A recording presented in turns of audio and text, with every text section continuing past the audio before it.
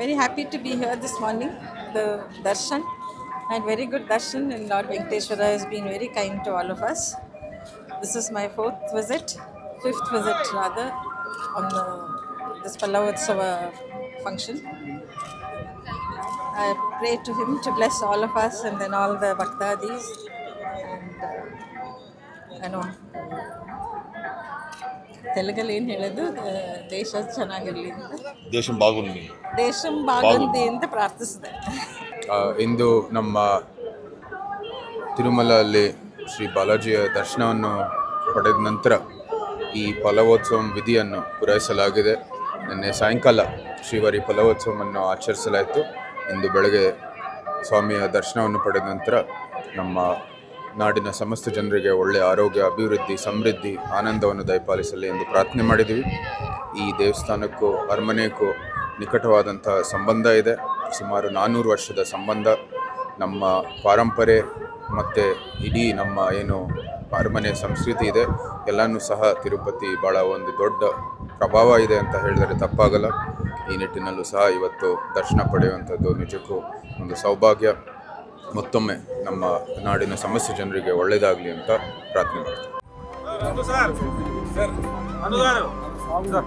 మా అమ్మాయి మీ fan sir photo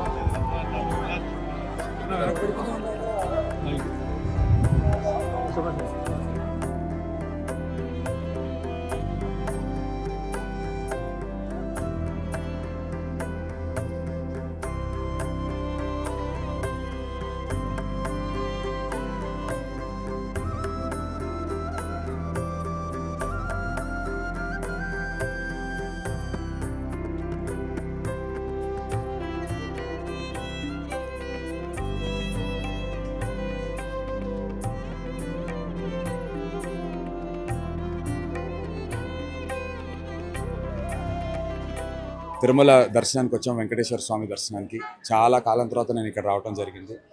and ఇక్కడికి వచ్చిన తర్వాత నేను గమనించింది ఏంటంటే ఏర్పాట్లు కానీ ఇక్కడ కొత్త సిస్టమ్ ఏ రకంగా అయితే సామాన్యులందరికీ ఖచ్చితంగా దర్శనం కలిగేలాగా, ఇబ్బంది కలగకుండా సామాన్యులందరూ వచ్చి దర్శనం చేసుకునే దానికి వీలుగా చేసినటువంటి కొత్త ఏర్పాట్లు నిజంగా అద్భుతం అనే చెప్పాలి. చైర్మన్ గారికి, ఈఓ గారికి, అడిషనల్ ఈఓ గారికి స్పెషల్లీ థ్యాంక్స్ ఫర్ దాట్.